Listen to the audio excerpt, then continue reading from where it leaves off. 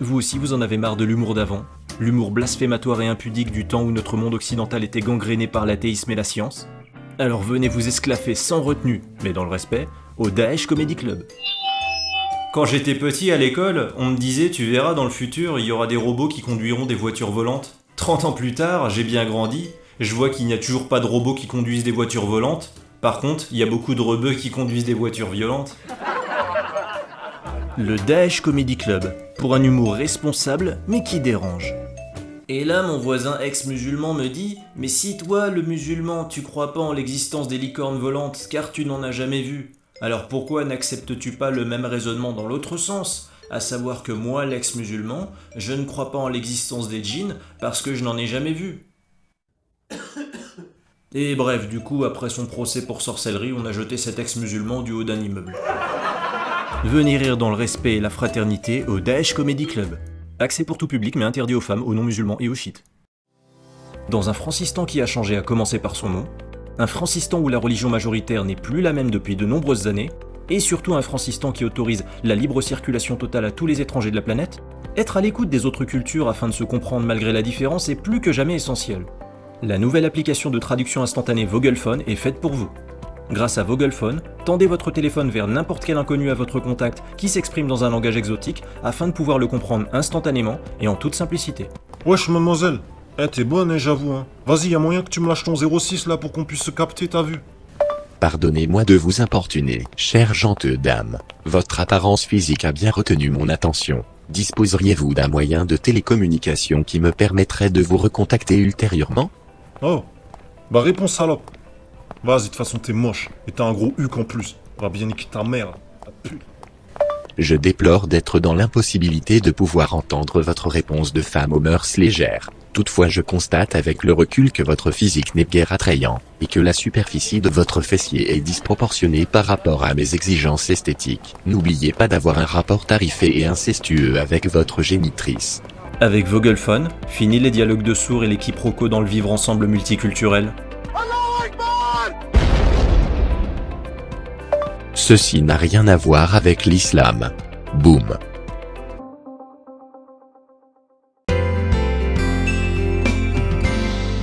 Sharia FM.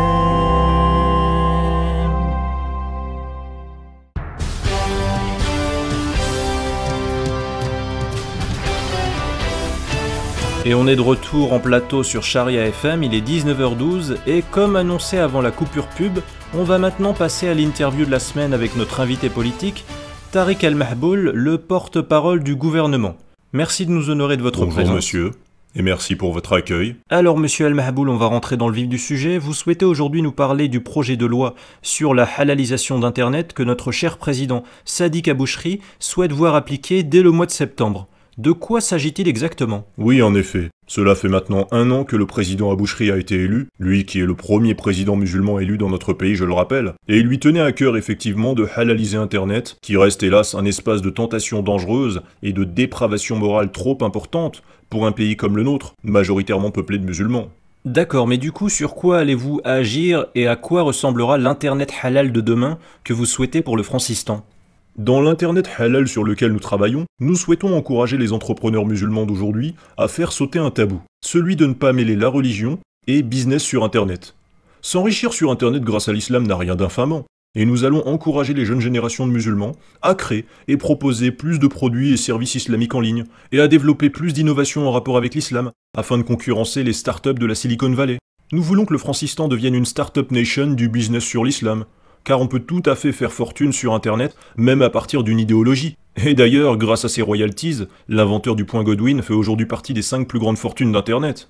C'est vrai, vous avez raison. Et donc, qu'imaginez-vous comme produits et services islamiques pour l'Internet de demain dont vous rêvez? Les auditeurs le savent, l'islam a un avis sur tous les comportements possibles et imaginables. Il s'immisce tellement dans les moindres aspects de la vie individuelle et sociale des gens, dès lors on peut créer des business islamiques via Internet dans à peu près tous les secteurs d'activité possibles. Et pourtant, nous les musulmans, on est à la traîne dans le web, alors qu'on devrait pouvoir y créer des applications mobiles et des sites internet pour tout et n'importe quoi. Il y a une forte demande du public, et les idées ne manquent pas. Par exemple, un site internet qui indique à combien de kilomètres de votre quartier islamique vivent vos stars préférées qui promeuvent le vivre ensemble avec l'islam.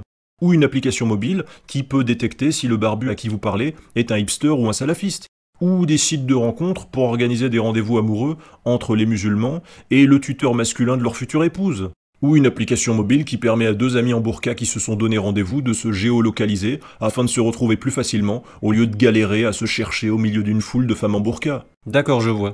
Et au-delà du fait d'encourager le secteur privé à créer du contenu islamique sur Internet, quelles autres idées faisant directement agir les pouvoirs publics que vous représentez allez-vous mettre en œuvre pour faire gagner du terrain à l'islam sur Internet ? Notre gouvernement peut, à la manière du gouvernement chinois, faire interdire des mots sur Internet ou changer des mots sur Internet. Je vous dis cela car par exemple le ministère de l'Information a travaillé sur des statistiques très précises sur le comportement des internautes de notre pays et ces statistiques sont très claires. La population du Francistan a beau être majoritairement islamique dorénavant, presque aucun internaute d'aujourd'hui ne télécharge le Coran sur son ordinateur. Les gens téléchargent plutôt VLC, ou Word, ou Avast Antivirus, ou Photoshop par exemple, mais presque personne ne télécharge le Coran, dont notre gouvernement a pourtant grandement encouragé à la lecture. Du coup, nous avons décidé que tous les Corans qui peuvent être téléchargés sur le web seront dorénavant renommés Google Chrome Installator. Cela devrait en augmenter significativement le taux de téléchargement, je pense. C'est habile. Et nous avons aussi décidé d'une mesure à l'attention des internautes en situation de chômage. Nous souhaitons rendre inaccessible le site internet de Pôle emploi depuis les ordinateurs et les téléphones des gens. Du coup, pour se connecter et s'actualiser auprès de Pôle emploi, les chômeurs devront se rendre dans des bornes prévues à cet effet que nous installerons, non pas dans les agences Pôle emploi, mais à l'intérieur des mosquées. Nous espérons ainsi relancer la fréquentation des mosquées, et c'est un peu notre façon indirecte de halaliser Internet si je puis dire. Très bien. Eh bien écoutez, merci beaucoup Monsieur Al-Mahboul pour toutes ces précisions lors de cet entretien que vous nous avez accordé. On va faire une petite pause musicale, chers auditeurs, avec le dernier titre de PLS, intitulé « Obligé ». C'est le hit du moment dont tout le monde parle. Vous avez été très nombreux à nous le réclamer. Et on revient juste après avec un débat sur l'emploi qui opposera nos deux prochains invités qui sont déjà en train de s'installer dans le studio. Hassan Bzazi du syndicat Sudrail et Mohamed F qui représente Force Patronale. A tout de suite les amis. Sharia FM.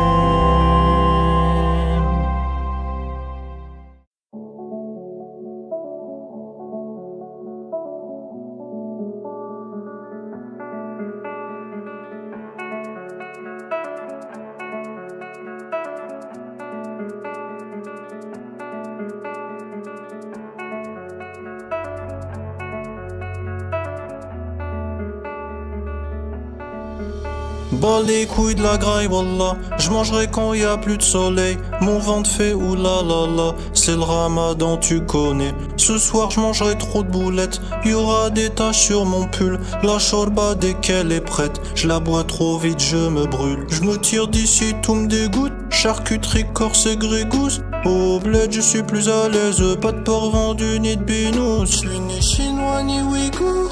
Je fais du bise avec les frères, c'est ça le foot ou la galère. Gofa sur le continent ibère. Les salam alek, c'est cool. Mais dès que je suis seul, je m'écroule. Je me force à le faire, c'est tout. Parce qu'il y a trop de gens autour. C'est une telle pression politique quand t'y crois pas, mais qu'il y a trop de monde qui autour de toi le pratique. Sans le faire, tu leur sembles immonde. Ego, pourquoi je fais pas preuve d'ego? Si je me tais, c'est parce qu'ici, pour l'honneur, il faut se montrer digne. La loi d'Allah fait la police tout le temps. Il décide ce qui est interdit légal. Je subis tout ça depuis que je suis enfant. Mais j'ai fait tout ça pour que dalle. Obligé.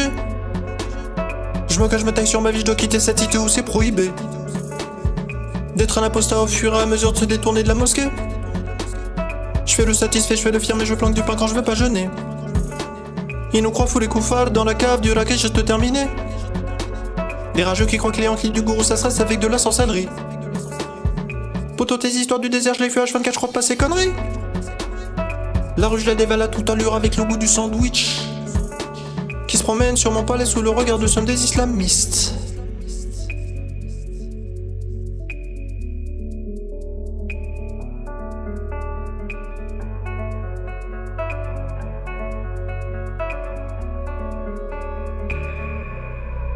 Que la famille ne la prenne pas ou ils en feront tout un drame. Persuadés pour mon bien qu'ils font protéger du haram. Sans le béné de la rue qui taquillait nous servait d'imam.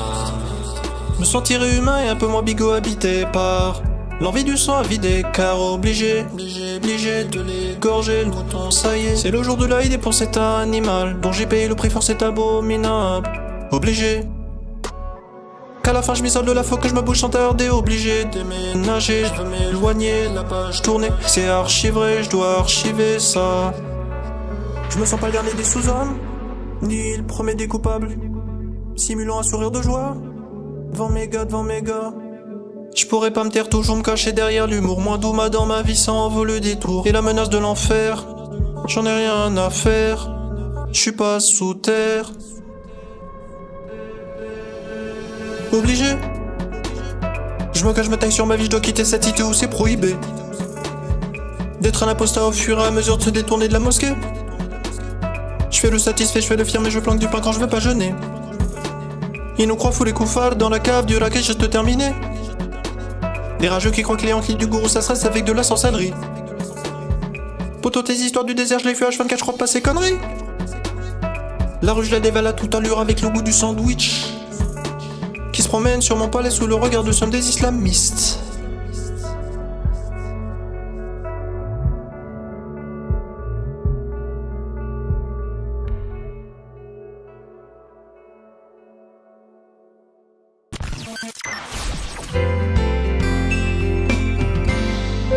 Sharia FM.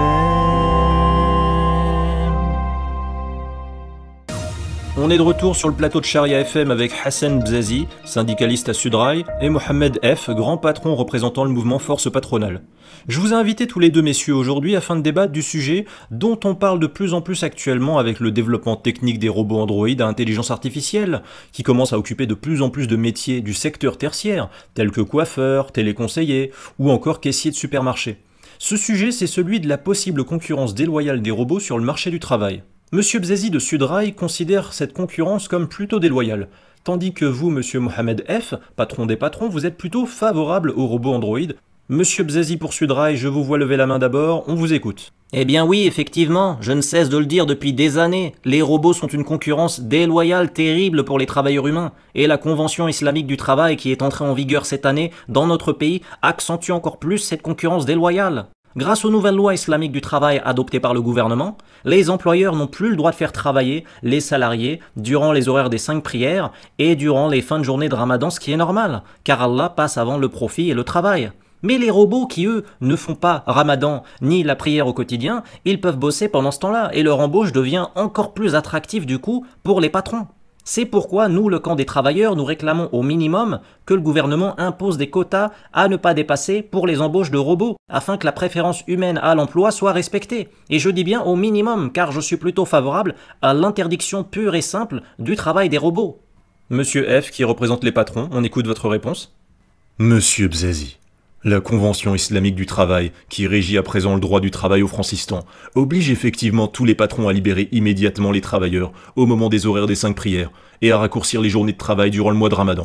Et on sait très bien ce que ça a donné, hein? Des policiers affaiblis par la soif et la faim durant le Ramadan, qui arrêtent brutalement de courir après les voleurs lors d'une course-poursuite. Des nounous et des puéricultrices dans les crèches qui s'interrompent de donner un biberon et vont prier même pendant que des bébés hurlent de faim. Des ambulanciers qui s'arrêtent de rouler en plein milieu du périphérique pour prier et qui du coup créent des bouchons.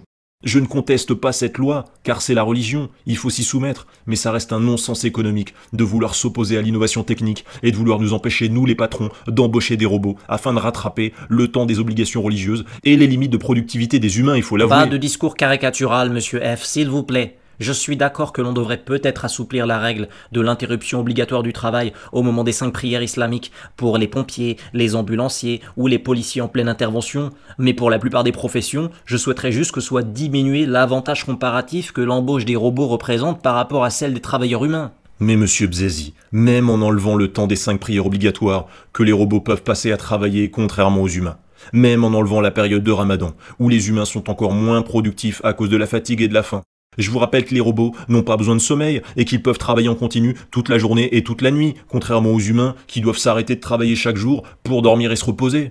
Vous voulez une égalité par le bas, mais la vérité c'est que le robot est plus infaillible que l'humain.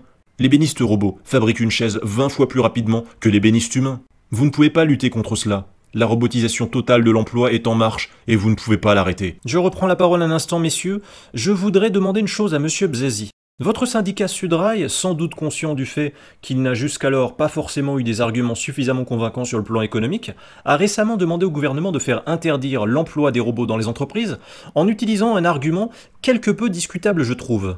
En effet, la mixité sexuelle est interdite sur les lieux de travail depuis l'an dernier, ce qui fait qu'on a dorénavant d'un côté les entreprises où les hommes travaillent et de l'autre les maisons où les femmes cuisinent et nettoient. Mais du coup, vous avez demandé au gouvernement de faire également interdire la présence des robots dans les entreprises, car ces robots sont, selon vous, trop efféminés. Vous ne trouvez pas que vous exagérez un peu là, monsieur Bzazi? Est-ce que c'est pas un prétexte, un argument déguisé que vous voulez utiliser pour obtenir le bannissement des robots du marché du travail que vous espérez pour des raisons en réalité plutôt économiques? Mais pas du tout. Beaucoup de robots anthropomorphiques ont une batterie située en haut à l'avant de leur tronc, juste sous leur tête. Et ça ressemble à une poitrine, je suis désolé. Vous avez aussi des robots livreurs qui se dandinent quand ils courent, ce qui est à la limite de l'incitation à la dépravation sexuelle. Et je ne vous parle même pas de tous ces robots avec des voix un peu trop fluettes. Donc oui, nous demandons effectivement à ce que les robots trop efféminés au goût des travailleurs disparaissent du marché du travail. Monsieur F du syndicat Force Patronale, je vous laisse répondre et ce sera le mot de la fin. Je voudrais juste dire que les syndicalistes dans le genre de Monsieur Bzazi nous font perdre beaucoup de temps et d'argent avec leurs idées extrêmes.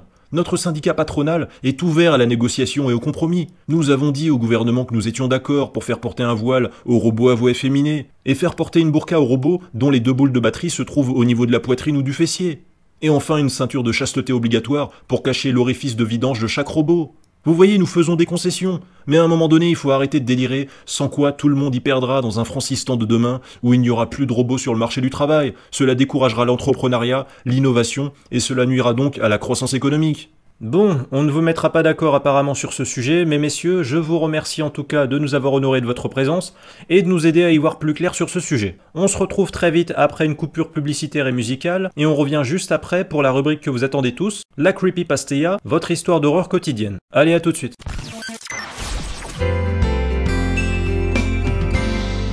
Charia FM.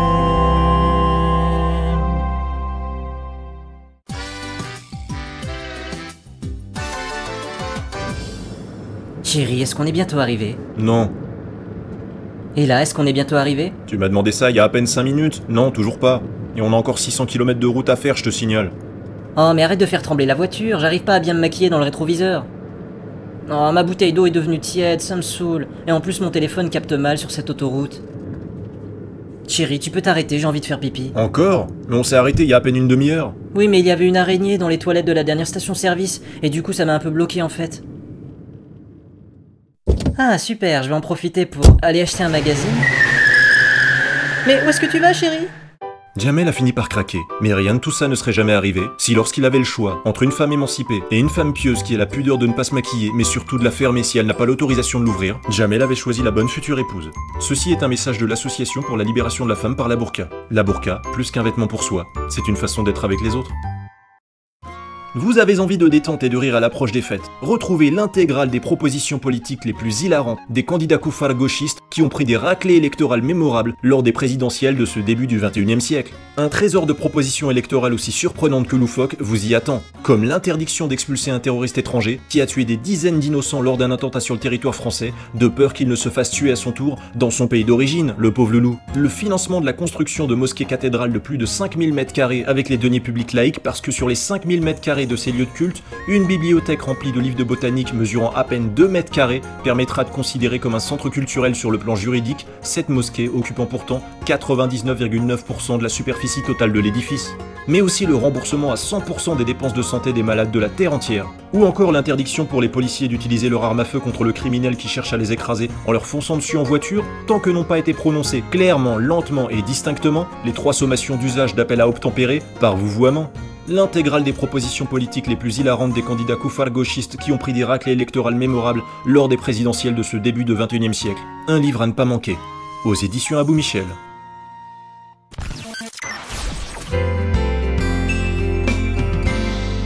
Charia FM.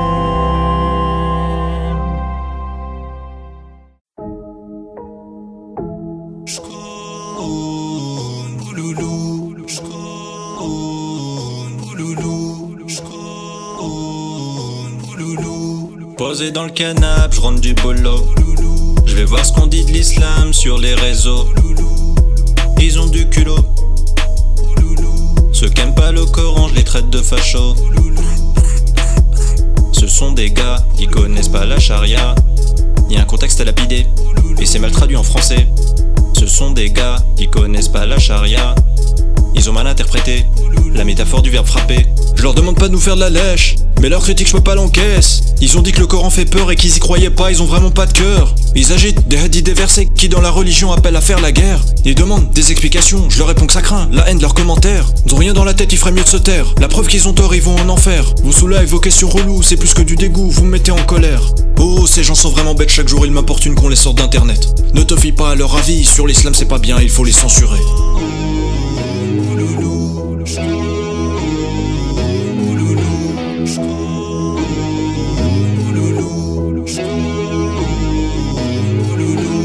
Posé dans le canapé, je rentre du boulot. Je vais voir ce qu'on dit de l'islam sur les réseaux. Ils ont du culot. Ceux qui aiment pas le Coran, je les traite de fachos. Ce sont des gars qui connaissent pas la charia. Y a un contexte à lapider, et c'est mal traduit en français. Ce sont des gars qui connaissent pas la charia. Ils ont mal interprété la métaphore du verbe frapper. J'en ai ma claque, que ça dérape c'est pas des opinions c'est du blasphème. Donc je réclame que sur l'islam on ne puisse qu'en dire du bien ou se taire. Mais que fait donc la police? Qu'on traduit ces gens en justice. Les droitards sur Facebook ils prennent cher, mais c'est encore trop libre sur Twitter. C'est ignoble de dire du mal du prophète, et encore plus de dessiner sa tête. On est de plus en plus nombreux sur terre, ceux qui ont raison seront majoritaires. Je tape ma crise, mais je suis un prédateur. Et toi une proie dont j'envahis le poulailler.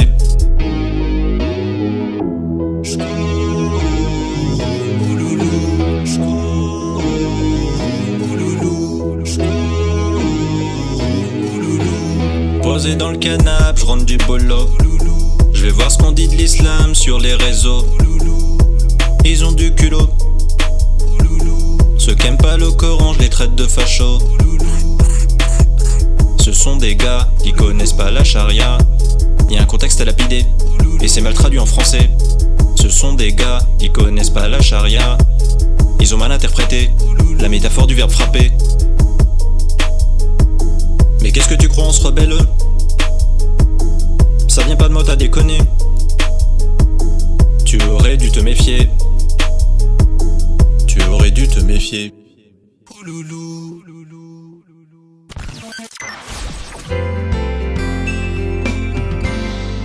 Charia FM. Pouloulou de Niskab, j'adore ce morceau. Pouloulou. Allez les amis, c'est le moment de l'histoire horrifiante du jour que je vais vous conter. Une histoire intitulée La maison mécréantée. Allez, ambiance. Nous sommes vendredi, il est 19h, et je suis enfin arrivé devant la maison de Karima, une fille que j'ai connue sur un site de rencontre. On parle ensemble depuis à peine 2 jours, et elle m'a proposé de venir dîner dans sa maison, ce que j'ai immédiatement accepté. Une première chose m'étonne quand j'arrive à la hauteur du portail du jardin de sa maison. Je vois la niche d'un chien sur la pelouse. Me serais-je trompé de maison? Non, pourtant je suis bien au 23 bis rue Jean Moulin. J'appuie sur la sonnette du portail, et là j'entends un chien qui aboie à l'intérieur de la maison. Je prends peur. La porte d'entrée s'ouvre, et là je vois une dame qui porte un tablier sortir de la maison et se diriger d'un pas lent jusqu'à moi. On dirait Karima, la jeune fille avec qui je dois dîner, mais avec 20 ans de plus. Une fois arrivée à ma hauteur, la dame me serre alors la main, ce qui me pétrifie, me glace le sang. Et elle ajoute alors « Bonjour et bienvenue, entrez, Marika vous attend à l'intérieur. » Comment ça, Marika? J'ai rendez-vous avec Karima, moi, pas Marika. Une fois dans la maison, je reconnais Karima, que j'avais seulement vue en photo jusqu'alors. Elle qui se lève de son fauteuil et me fait la bise. Pendant que son père, qui retient avec ses mains un labrador noir stationné entre ses jambes, me regarde d'un air suspicieux. Je souris à Karima, puis je salue son père, à distance, d'un timide « Bonjour monsieur ». Il me répond alors bonjour. Je m'attendais à un dîner en tête-à-tête. Je suis un peu choqué. Je viens de subir une poignée de main par une femme, ce qui est haram. Je suis dans une maison avec un chien noir, nécessairement diabolique selon les hadiths du prophète. Et je constate avec horreur, sans avoir eu le temps de me remettre de mes émotions, que sur les murs du salon de la maison se trouvent des photos d'êtres vivants. Il y a des photos de famille sur les murs, mais aussi des dessins d'enfants accrochés. Alors que les dessinateurs auront le pire des châtiments par Allah, selon Mohammed, dans des hadiths sahih. Karima, qui apparemment s'appelle Marika, me propose d'aller dans sa chambre, afin d'y poser mon blouson. J'accepte et je l'y accompagne. En la voyant marcher devant moi, tout en suivant son sillage, mes principes islamiques et les frayeurs qui vont avec se dissipent quelque peu.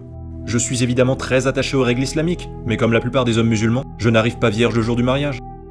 Une fois dans sa chambre, je pose mon blouson sur le lit de Karima, et je l'interpelle alors en l'appelant par son autre prénom. « Marika ?» Elle me répond alors directement « Oui ».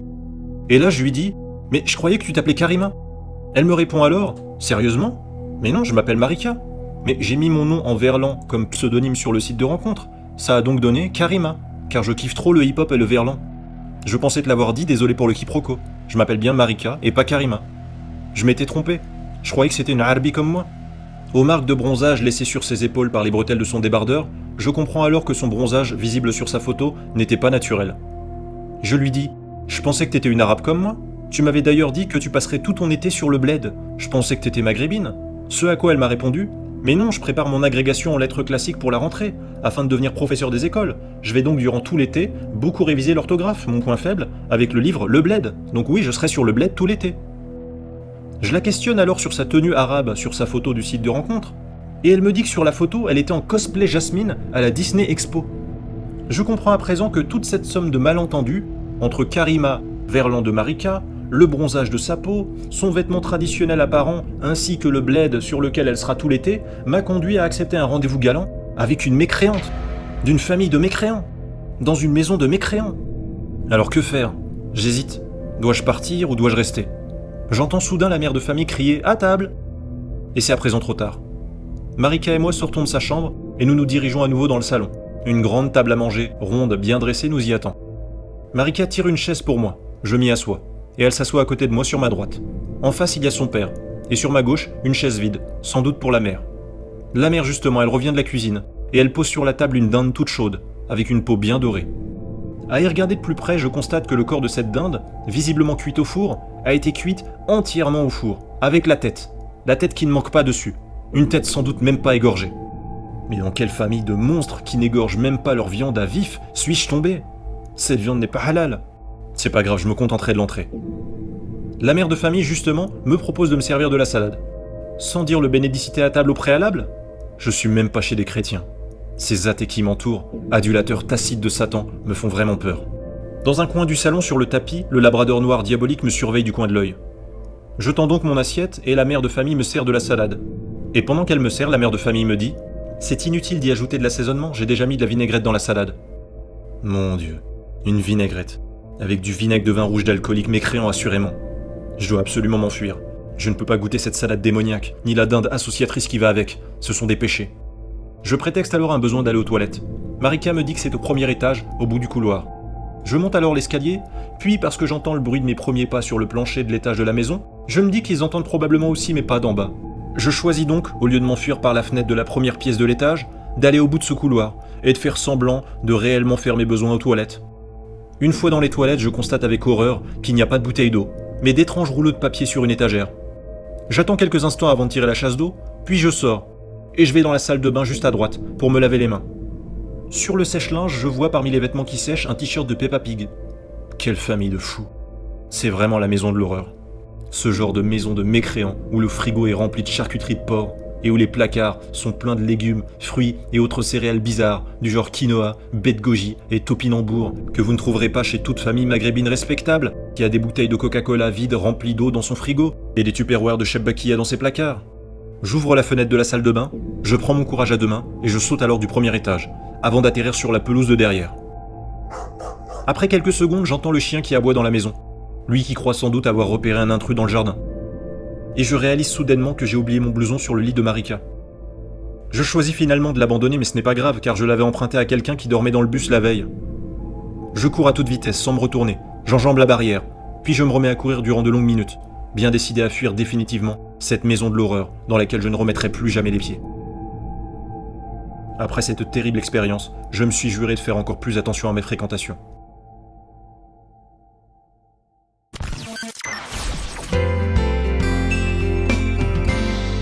Charia FM.